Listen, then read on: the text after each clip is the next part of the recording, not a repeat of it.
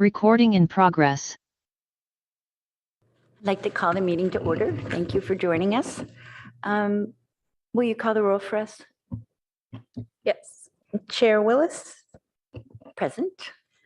Vice Chair Pease, absent. Board Member Bauer, Present.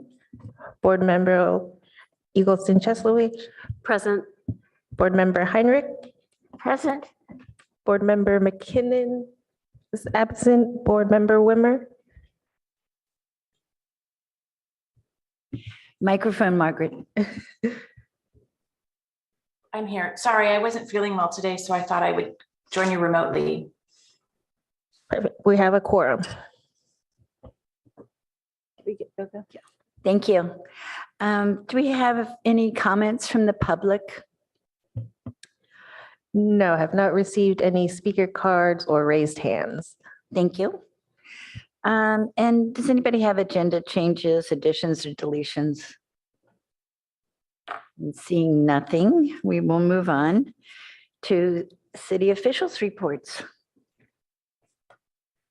Do we want to go through our schedule? Yeah, good morning. Amy French, Chief Planning Official. We have a date that is not appearing on this because it's the end of March.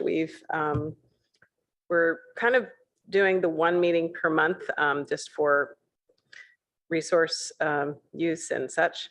So the next meeting I am targeting is April 13th. We have some interest in coming interest from Stanford to come and talk about the veterans flagpole and plaque over at the MacArthur Park former Veterans Building, former Community Theater Building. Long history. So that's what we're targeting for April 13th, and then hopefully April 13th we'll have some. I'll put on the agenda the inventory update, and because we've kicked that off, so that's just good news as of last Friday. Project. And that's all I have. So I guess if anyone is not able to come on the 13th, please let me know. Thanks. Thank you.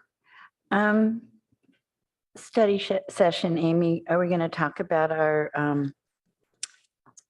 Yes. not our bylaws? Are we going to just review where we are with the inventory? Well, I thought maybe because this is agendized, we could get to our agendized item, the bylaws. Okay, And then, after that, we could works for me. talk further. Yeah. Okay, thank you. So just an overview. So I guess we've started this item. HRB bylaws. The HRB last updated its bylaws in January 2017. And then you'll remember last November, we discussed the new bylaw that was going to be needed to address the expiration of the emergency, which happened recently as of March, I believe. And we have this AB 2449 that's in effect that requires, allows for hybrid meetings to continue, but has restrictions, and the Brown Act applies and such. So we covered that last time, and I believe you all were invited to a training. You may have gone. So basically, because the statewide emergency has been lifted, the exceptions under AB 361 no longer apply, and we have new bylaw, section 6.2, that is a very simple sentence. Board members may attend remotely to the extent permitted by law. And this is something that the Planning and Transportation Commission adopted last November. Just a simple thing, and it just says you follow the law. Then it's your responsibility to know what the law is. So just to go over that briefly, the Brown Act has permitted remote attendance all along, and there's the rules about that. You have to post your location. You have to, we have to notice it on our agenda where that board member will be participating from. And then we need to have a quorum present within Palo Alto. So let's say somebody's in a hotel in Europe, I don't know, somewhere. They can participate, but then we do need a quorum of 4 members here in Palo Alto. So then it doesn't have a restriction on how many times this can happen. So as long as somebody is able to post their location in advance, we know about it, we can do it, it's fine. And then there's the just cause or emergency circumstances. And that is when somebody kind of at the last minute is sick, has, something they have to take care of that we didn't post it in advance, basically. And that, I believe, is this law here, AB 2449, exception that you can not use it for more than 3 consecutive months or more than 20% of the regular meetings in a calendar year. So basically, it's about 4 meetings. And that's it. So I guess a motion nomination or motion and second and vote, if those are, if this proposed new bylaw, section 6.2, is viewed as the one we want in the bylaws. Can I ask a question? Amy, I was, just to clarify, it's, are we being asked to approve attachment B, which has the more thorough language, or A? Yeah, sorry, sorry for the confusion. Attachment A should be Right, that's the single sentence. single sentence. That's the recommendation, is attachment A. Now, if the board would like to get more complicated, we have attachment No, B. no. So, yeah. No, I have a couple of problems with attachment B. They ask for things that I don't think board members could reasonably provide. Mhm. And I'll just bring this up because this couldn't be just for our board.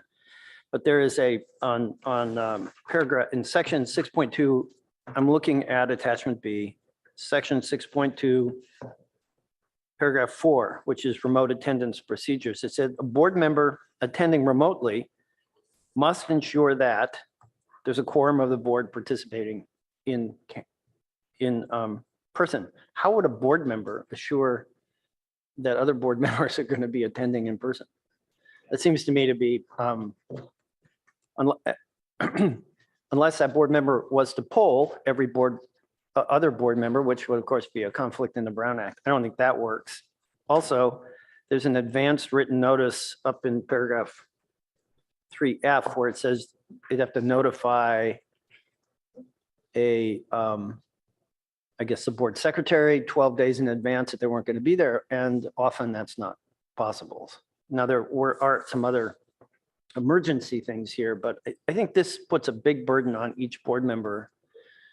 Yeah. And I would not support the addendum B. So I'm sorry to digress. I'm all in support of simple. It's not a digression. It was presented as an alternative. And so I'm Yeah. appreciative that you looked at it and have that feedback. Thank you. All right. I too support this single sentence, but I am wondering out loud whether there's leeway for special circumstances kind of beyond. And of course, I'm referring to Board Member Milliken, who just really cannot at this point, but has been on the board so long, and I would like to be supportive and not add to the stress in his life, and also not further isolate him. So I'm wondering if it's worth a conversation with the city attorney to see if we adopt this one line, we'll follow the rules, but if there's some possibility to make a single exception. And I think also we need to keep in mind when we make this, that we can attend remotely and we're used to attending remotely. What we're aiming for is to have in-person meetings again. So I think we have to be here when we can. Although, Margaret, we appreciate you not infecting us all. Thank you. I think that's a great example. Board Member Wimmer's choice to remain at home if she's feeling ill, and that's a just cause or whatever the other emergency, just cause probably category. And that's great that she did that. For somebody like Board Member McKinnon, I think having, where he participates from is what's needed. And, we know in advance, and that's allowed. There's no limit to the number of meetings that can be posted in such a way. It's a little awkward to post where he's attending from. But that's the remedy there. Okay. It's a detail. So do I have a motion?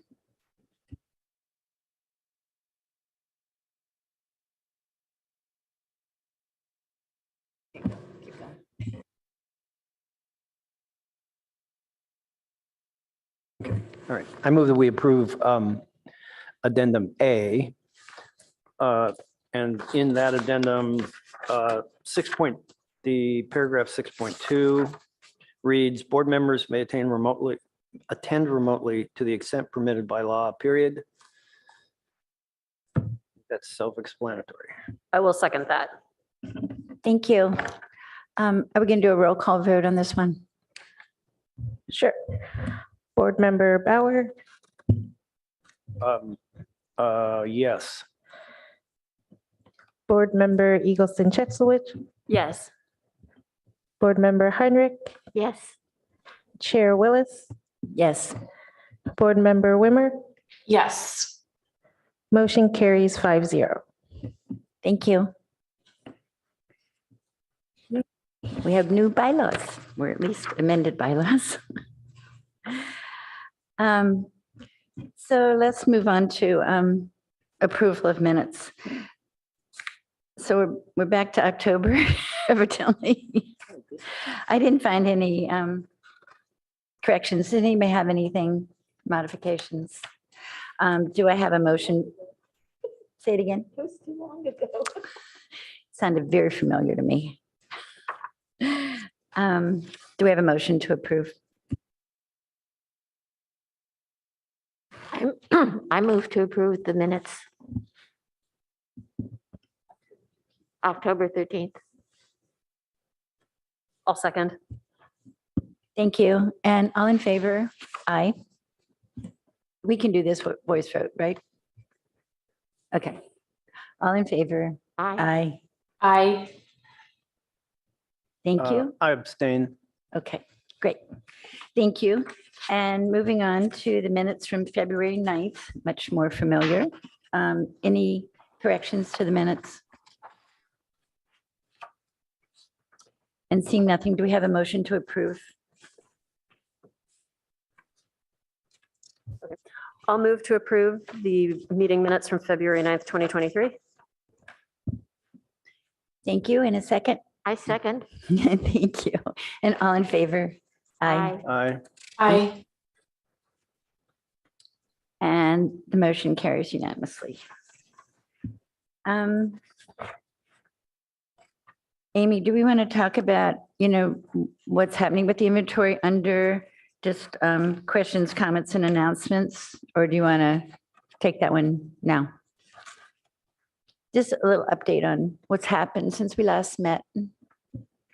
Happy to do that. Are there any other, I was going to upload something that I could jog my memory regarding the kickoff that we just had with our Okay. consultants. Well, so let's do questions and comments. Does anybody have questions? I don't have a question. I have a comment. As Gogo knows, one of the past Heritage board members has written a book about Burge Clark because this is the 100th anniversary of his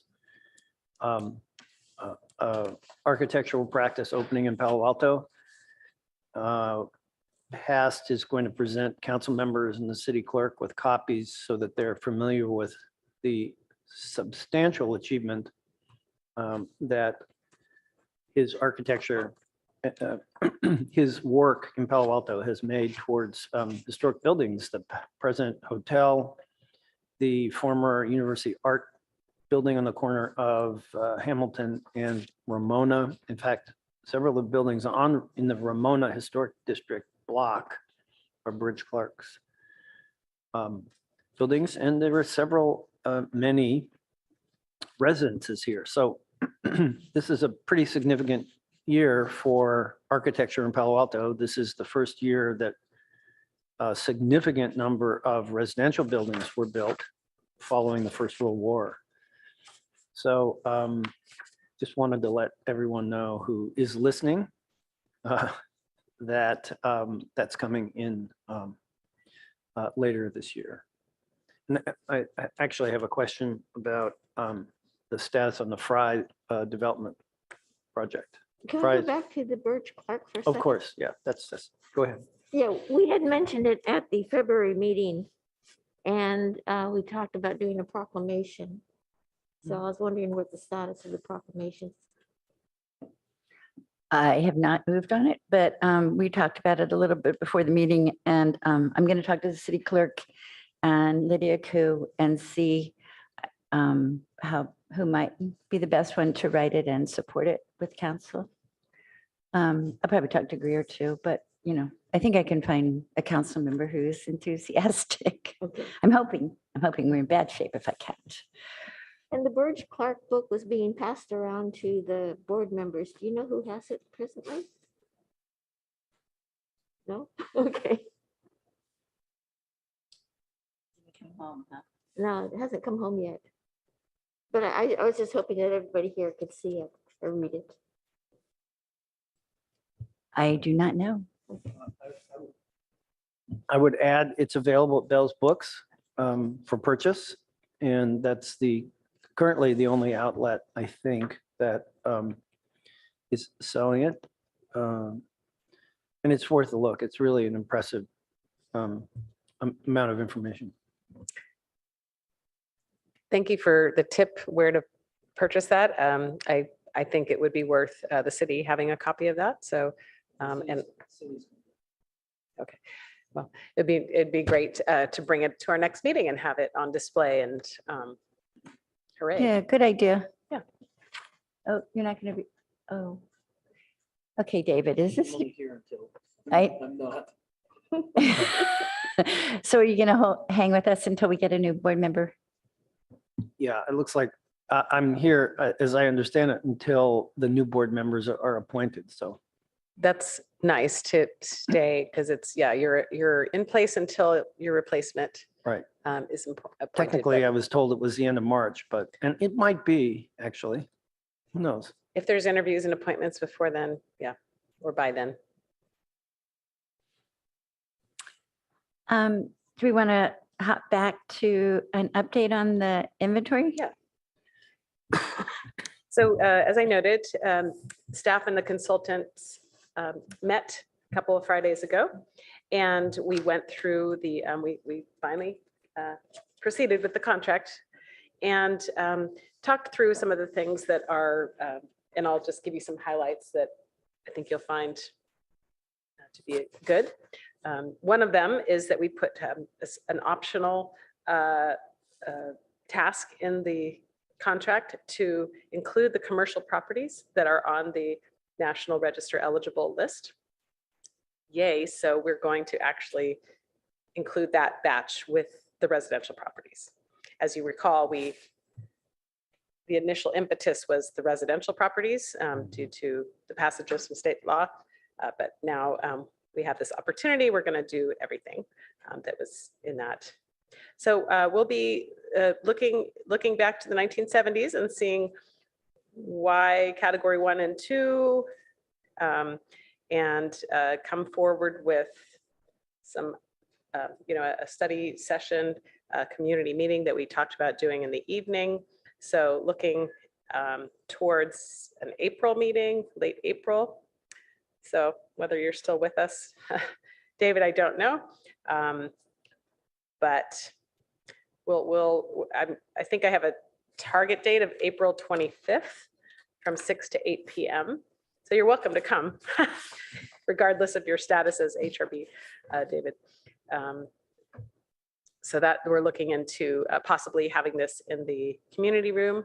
We'll see if that's available, and so that we can have a live feed for those who can't come in person.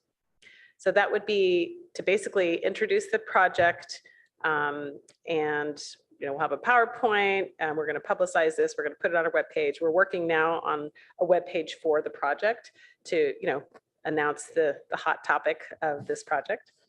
And thanks to Veronica for being part of that.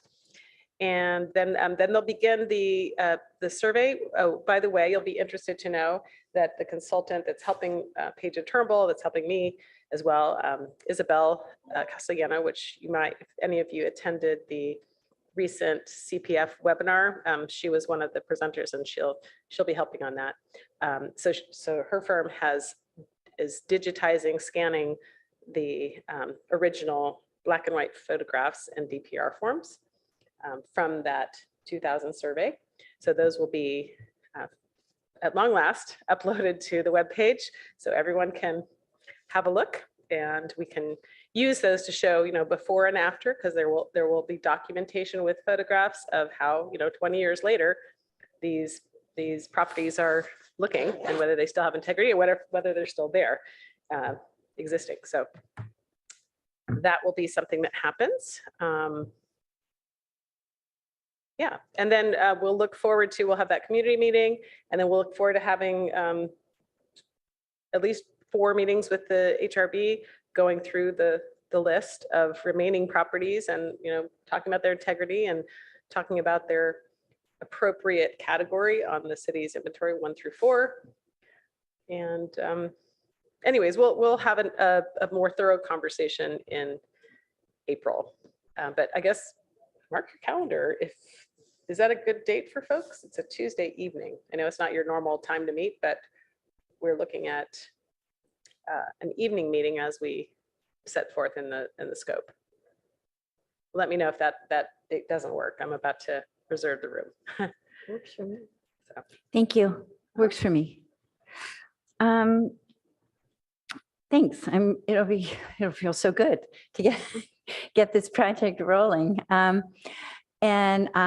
just wanted to share that I was over at the DeLamos 1550 Cowper building again with the potential new owners. I think that it's not finalized, but I think it's going to happen. And he's talking about preserving all of the structures. It sounds too good to be true. I found him totally charming. Maybe that was what was going on there, but he's talking about really making it a community historic resource, and having concerts in the back of the property, maybe annually, to bring people into the property and see what's there. He's interested in a historic district. I personally think this is the best Mills Act we could possibly dream up. It's 5 units of housing. It's DeLamos. It's near Gamble. It's great, central to Old Palo Alto. And I would really like to see us push that one.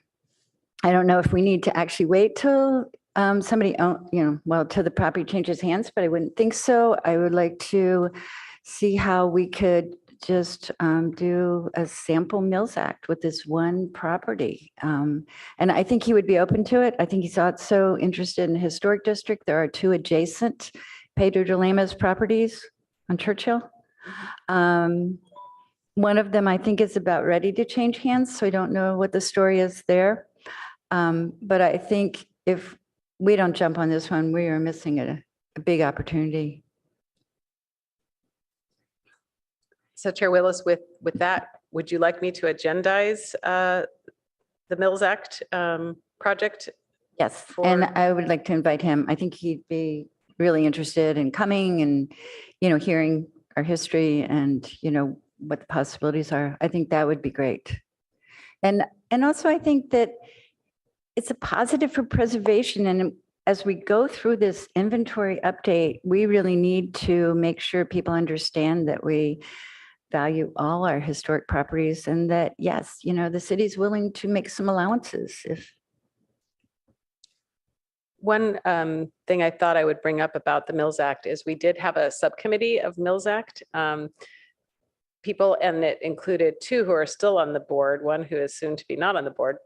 And so we might want to revisit and restart that as far as follow-up, because, for instance, if the board were to want to write a letter in support of this, a pilot project and select a certain address, this might be something that the subcommittee could take on as far as working together to craft that letter. And that could happen before we come back on the agenda on April 13th. So even though there's maybe one person leaving the board, that person could still work with others. So I think we do at least need one person to go to volunteer to be on that subcommittee to continue the work after March. So that's something to think about. So Margaret and David, are you willing to put forward this one? Sure. Well, I'm on the board. Okay, I mean, I'll participate well, as I can after that, but okay. And perhaps maybe, well, you could be a citizen member, I think, and perhaps our soon-to-be new member might be interested. Do you think we need a third one now? Amy, is that what you're saying? I wasn't quite following. But go, didn't you volunteer to? No. No, never mind. We have two members right now. Yeah. Okay. Are you saying we want a third right now? I just something to think about if anyone currently on the board is interested.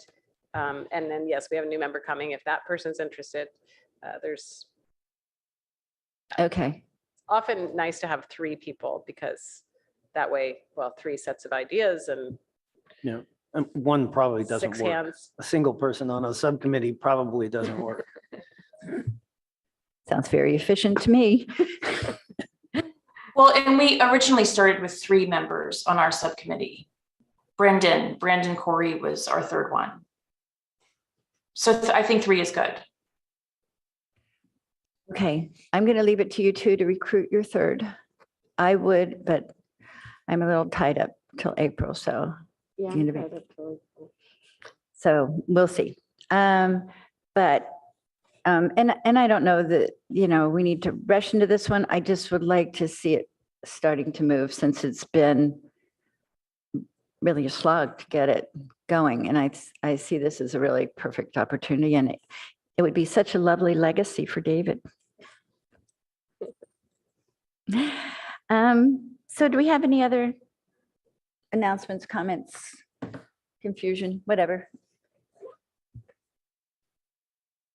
And seeing nothing, do we have a motion to adjourn? I move to adjourn. Thank you. And all in favor? Yay. Aye. I Thank you.